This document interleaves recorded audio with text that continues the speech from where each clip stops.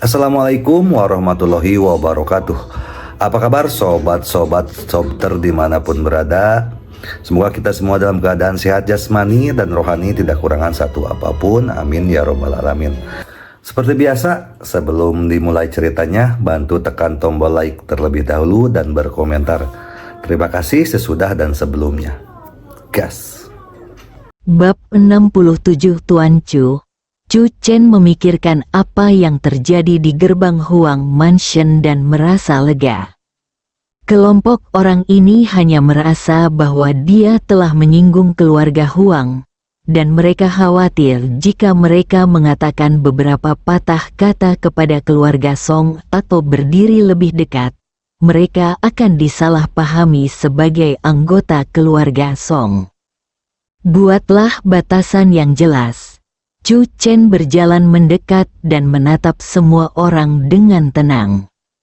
Meskipun dia tidak mengetahui identitas spesifik orang-orang ini, Chen mengingat wajah mereka satu persatu.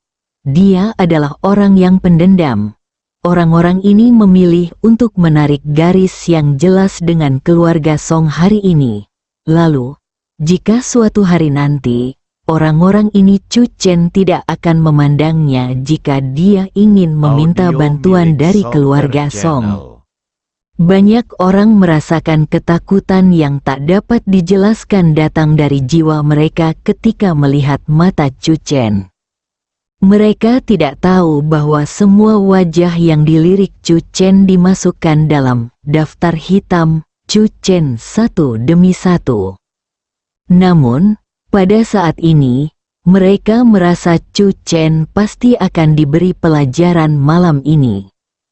Dalam upacara akbar pemenangan Liga Pemuda, memenangkan hadiah pertama dalam satu kali kejadian, seorang pemuda yang berhasil dalam ambisinya ditakdirkan untuk jatuh dengan sangat menyakitkan.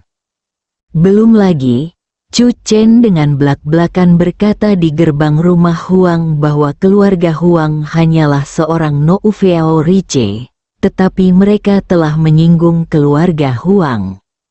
Banyak anggota keluarga Huang mengancam akan memberi pelajaran kepada Chen pada makan malam ini. Di Canceng, tidak ada yang berani menyinggung keluarga Huang.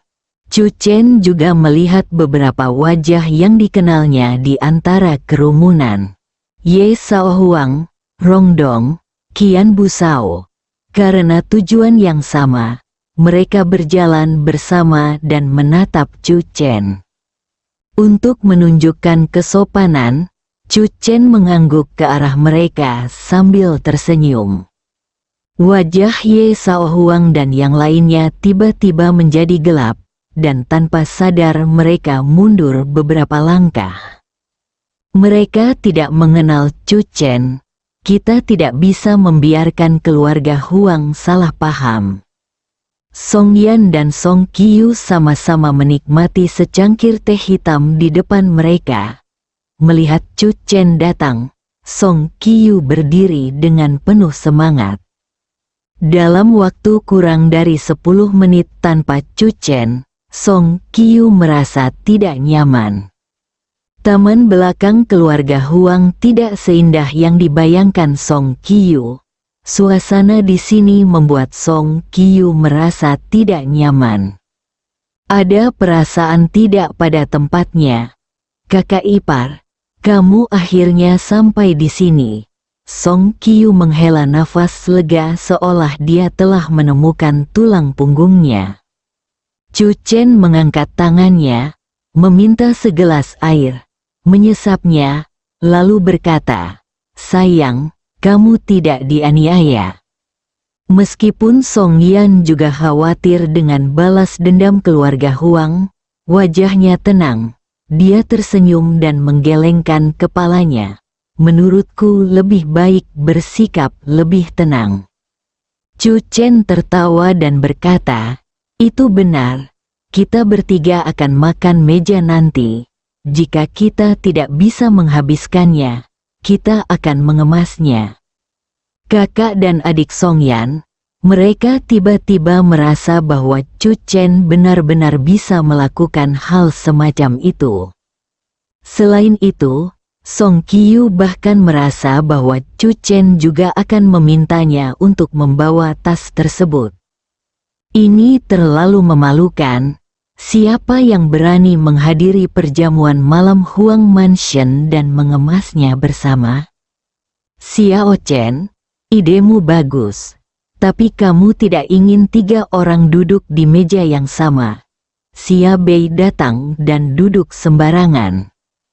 Tuan Xia, Song Qiu menyapanya dengan sopan, diam-diam menghela nafas di dalam hatinya.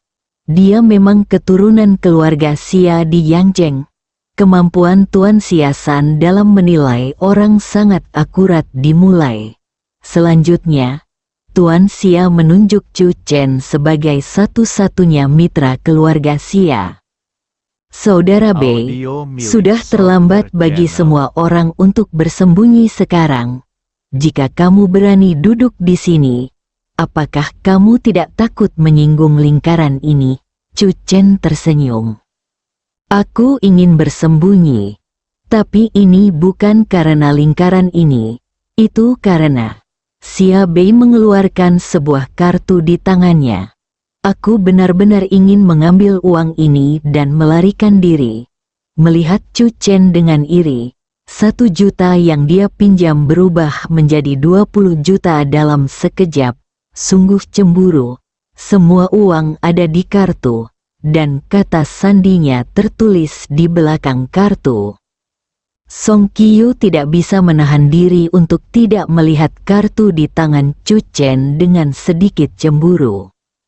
20 juta, Chu Chen tidak mengubah ekspresinya dan menyerahkan kartu itu kepada Song Yan, istriku yang bertanggung jawab atas uang itu.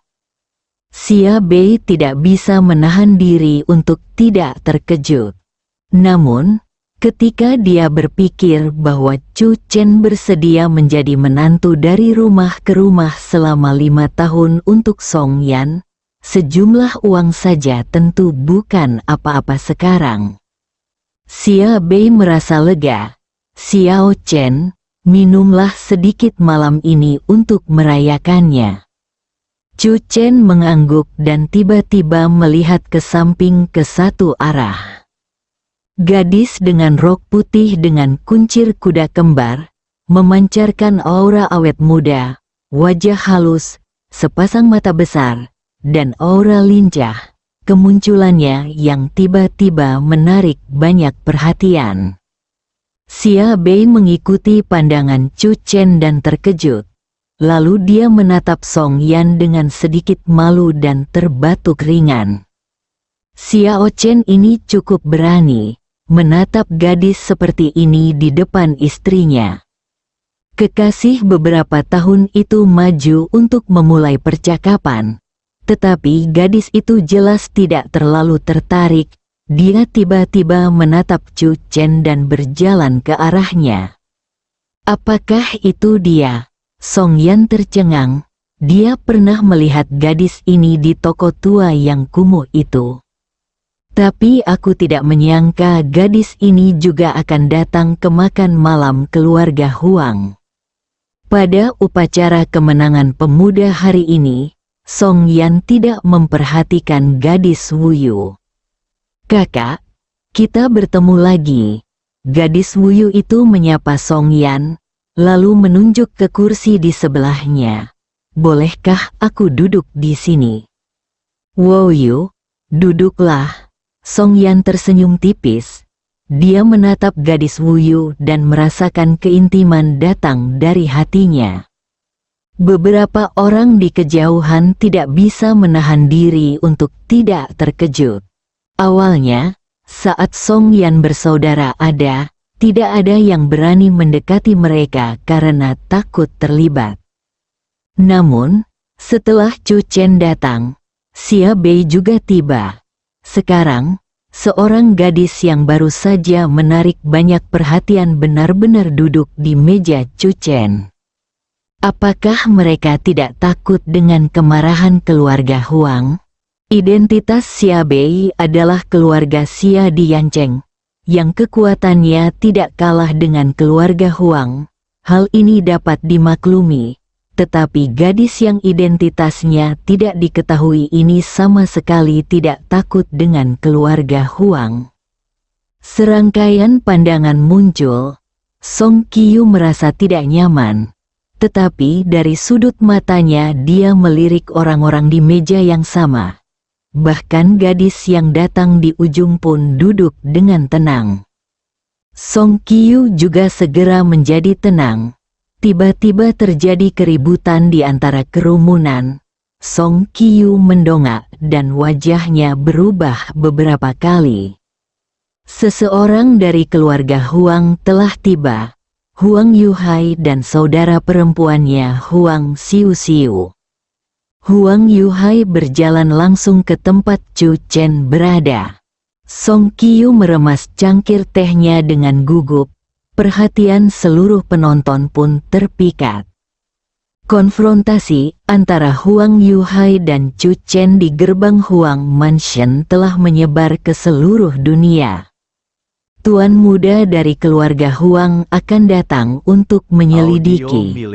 Bagaimanapun, tempat ini adalah wilayah keluarga Huang. Chu Chen pasti akan sengsara malam ini, aku yakin. Huang Yuhai berjalan ke arah Chu Chen dan melirik cangkir teh di atas meja. Tiba-tiba, Huang Yuhai menuangkan secangkir teh sendiri dan menyerahkannya kepada Chu Chen dengan kedua tangannya. Tuan muda Chu, saya telah menyinggung Anda berkali-kali sebelumnya. Tolong, jangan tersinggung. Song Yan tercengang. Mulut Song Qiu terbuka hingga ekstrim. Xia Bei hampir memuntahkan seteguk teh. Huang Yuhai sebenarnya meminta maaf kepada Chu Chen di keluarga Huang di depan banyak tamu. Tahukah Anda, Huang Yuhai adalah salah satu dari 7 jenderal keluarga Huang, putra Huang Wuye, dan cucu dari Tuan Huang. Status ini cukup untuk mewakili keluarga Huang dalam situasi tertentu. Gadis Wuyu hanya memandang Chu Chen dengan ekspresi aneh. Dia tidak terlalu terkejut. Menurutnya, status keluarga Huang sebagai keluarga pertama di kota Chan bukanlah apa-apa. Orang-orang di sekitar yang menunggu untuk melihat pertunjukan Chu Chen semuanya tercengang. Pemandangan ini melampaui impian terliar mereka. Chu Chen melihat cangkir teh di depannya. Hanya dia yang tahu bahwa hanya ada satu alasan mengapa Huang Yuhai bersedia melakukan ini. Dia tidak mau meninggalkan Gunung Jiwa Hitam begitu saja. Bab 68-7 Liang Anggur yang baik. Tekad Huang Yuhai di luar dugaan Chu Chen. Agar bisa terus tinggal di Gunung Jiwa Hitam, dia bahkan menuangkan teh dan meminta maaf kepadanya di depan umum. Ini menunjukkan bahwa kota Huang Yuhai sangat dalam manfaat yang bisa dia dapatkan dengan tinggal di Black Soul Mountain untuk mempelajari keterampilan. Chu Chen memang sedikit aneh. Ia tidak mengungkapkan identitasnya sebagai tuan muda dari sekte Jiuxuan. Namun Tuan Huang Yuhai tiba-tiba mengubah sikapnya, dan kini Huang Yuhai bahkan meminta maaf di depan umum. Mungkin, pihak lain menebak sesuatu. Tidak ada yang tahu status sekte Jiuxuan di antara sekte Qi lebih baik daripada Chu Chen. Sekte Jiuxuan dihormati, dan selama ribuan tahun, tidak ada yang akan mengatakan kata tidak. Tuan muda Huang sangat sopan. Chu Chen mengambil cangkir teh, menyesapnya dan meletakkannya. Karena Huang Yuhai mengambil inisiatif untuk berkompromi, Chu Chen tentu saja tidak akan pantang menyerah ketika dia berada di atas angin. Terlebih lagi, di mata Chu Chen, Huang Yuhai tidak pernah memenuhi syarat untuk menjadi lawannya. Huang Xiu berdiri di samping Huang Yuhai, matanya menatap Chu Chen. Dia masih tidak mengerti bagaimana tubuh yang begitu lembut dan anggun bisa mengandung kekuatan yang begitu menakutkan. Setelah upacara Liga Pemuda, Huang Xiu pergi bertanya kepada Huang Xixiong. Ketika dia mengetahui bahwa Chu Chen masih memiliki sisa kekuatan dalam pertempuran dengan Huang Xixiong, Huang Xiu bahkan lebih terkejut. Dia selalu yakin bahwa tidak ada seorang pun di antara generasi muda di Canceng yang dapat menandinginya. Tetapi kebanggaan ini hanya dapat dipertahankan sampai Chu Chen muncul. Setelah Huang Yuhai pergi, Song Qiu tidak sadar untuk waktu yang lama. Tuan muda dari keluarga Huang sebenarnya datang untuk meminta maaf.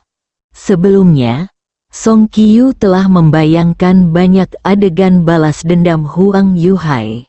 Terlalu mudah bagi Huang Yuhai untuk mempersulit mereka di wilayah keluarga Huang. Song Qiu menatap Chu Chen dengan mata yang lebih tajam. Tuan Chu, bahkan cucu dari keluarga Huang memanggil saudara iparnya dengan Tuan Chu. Ini sangat terhormat. Song Qiu tidak bisa menahan diri untuk tidak menegakkan dadanya dan menatap orang-orang di sekitarnya lagi. Sekarang Song Qiu merasa orang-orang ini tidak memenuhi syarat untuk duduk satu meja dengannya. Xia Bei menatap Chu Chen dengan penuh arti.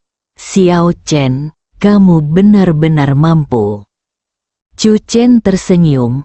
Selanjutnya, saya ingin melihat apa yang bisa dilakukan saudara Bei.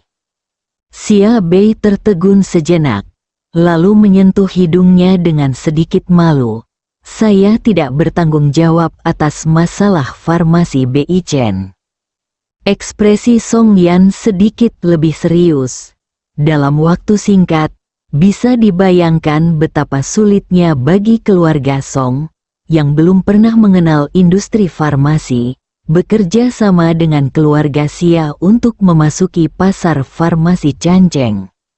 Sorotan Chu Chen saat ini justru akan mempersulit Bei Chen Pharmaceutical untuk membuka pasar Canceng.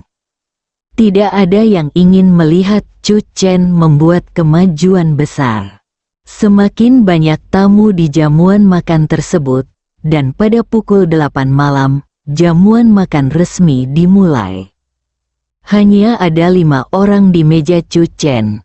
Ketika Song Yan pertama kali duduk, dia memilih tempat yang relatif sepi. Kecuali kunjungan Huang Yuhai, tidak ada liku-liku lain malam ini. Mereka bertiga, Chu Chen, Xia Bei Song dan Qiu, minum sepuasnya. Kemudian, gadis Wuyu juga meminum beberapa teguk anggur merah. Perjamuan akan segera berakhir. Saya harus mengatakan, makanan keluarga Huang rasanya sangat enak. Chu Chen selesai makan dan minum, dan matanya tertuju pada hidangan di atas meja. Hati beberapa orang menegang pada saat yang sama, menatap Chu Chen. Orang ini tidak benar-benar ingin mengemasnya. Huang Xiu menghampiri dan melihat ke arah Chu Chen. Kakek memintamu untuk datang. Huang Xiu memandang Chu Chen seolah sedang menatap orang aneh.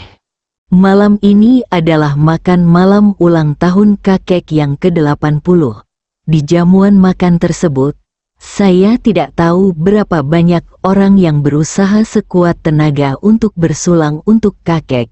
Sebagai pemenang upacara pemuda hari ini, Chu Chen secara pribadi diundang oleh kakek, tetapi dia tidak melihatnya semua malam. Chu Chen muncul di depan kakeknya. Pada akhirnya, kakeklah yang meminta untuk bertemu dengannya. Sayang, lepaskan aku. Chu Chen berdiri dan mengikuti Huang Xiu ke depan. Pintu kamar terbuka dan Chu Chen mendongak. Orang tua Huang Jianghong sedang duduk di kursi depan. Meja ini hampir dipenuhi oleh orang-orang tua yang seumuran dengan Huang Jianghong. Masing-masing dari mereka berada di Zhen. Kota ini memiliki status terhormat. Satu-satunya pemuda yang duduk di sebelah Huang Jianghong. Banyak pria tua juga melihat ke arah Chu Chen. Wen Neng menulis kalimat indah. Lebih baik mabuk daripada di dunia, dan Wu Neng membangunkan singa di kota Chan dan menjadi raja. Kuharap dia akan begitu tampan. Chu Chen merinding di sekujur tubuhnya. Tampan? Chu Chen tidak bisa menahan diri untuk tidak melirik dari sudut matanya. Orang tua yang mengatakan ini tersenyum. Dia tampak seperti seorang Buddha. Matanya menyipit menjadi garis lurus. Chu Chen, cucuku berusia 18 tahun ini. Apa, menurutmu? Pak Tua Sun, jangan bersikap tidak sopan. Huang Jianghong berkata. Chu Chen adalah pria yang sudah menikah. Jagalah cucumu untuk orang lain. Pak Tua Sun menggelengkan kepalanya dengan penyesalan. Cucuku secantik peri. Dan Chu Chen sangat berbakat. Mereka pasangan yang serasi. Chu Chen memandang Pak Tua Sun dan membayangkan seperti apa rupa cucu Milo Buddha. Dia merasa bersemangat dan mengambil beberapa langkah ke depan. Chu Chen, saya menyiapkan hadiah untuk upacara kemenangan pemuda. Huang Jianghong berkata. Namun, saya tidak menyangka bahwa pada akhirnya Andalah yang memenangkan kemenangan. Tetapi hadiah yang saya siapkan tidak cocok untuk Anda. Baiklah, Anda membuka satu syarat, saya memuaskan Anda. Begitu Huang Jianghong selesai berbicara, orang-orang tua yang hadir terkejut.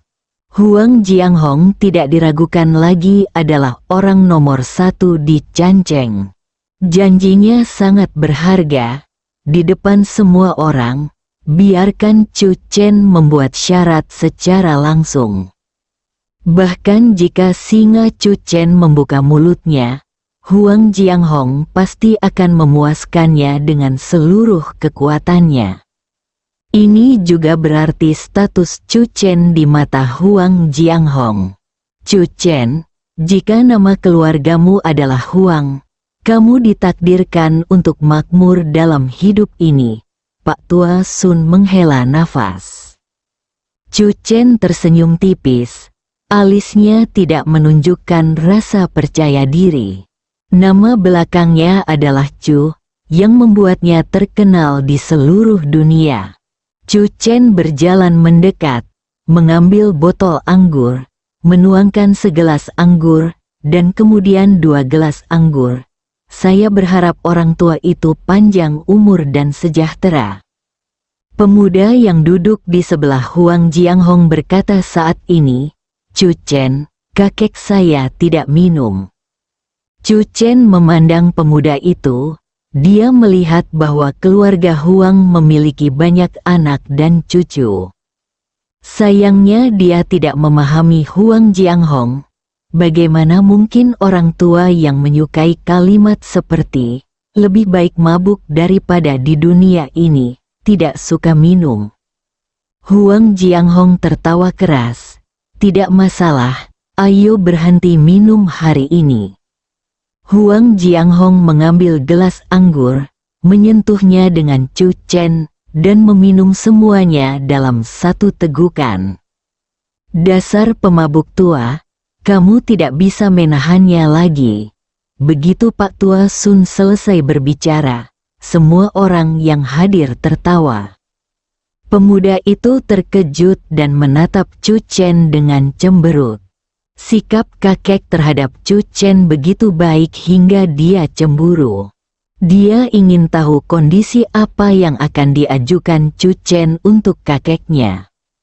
Mata semua orang juga tertuju pada Chu Chen, menunggu Chu Chen berbicara.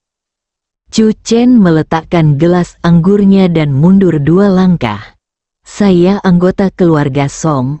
Saya tidak perlu khawatir tentang makanan atau pakaian. Sejujurnya, lelaki tua itu meminta saya untuk membuat syarat. Saya sungguh-sungguh aku tidak tahu apa lagi yang kubutuhkan. Sudut mulut pemuda itu sedikit melengkung. Secara umum, pasti ada lanjutan dari kata-kata seperti ini. Benar saja, hal itu tidak mengherankan bagi kaum muda. Namun, saya tidak bisa begitu saja menerima kebaikan orang tua itu.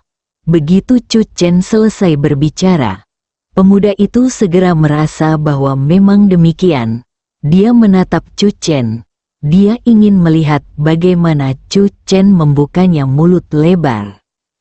Chu Chen merenung sejenak dan memandang orang tua itu. Saya berani bertanya, apakah orang tua itu berhenti minum? Huang Jianghong menggerakkan tubuhnya dan menghela nafas. Seiring bertambahnya usia, mereka memiliki lebih banyak masalah. Karena kesehatan saya tidak minum sama sekali bulan ini.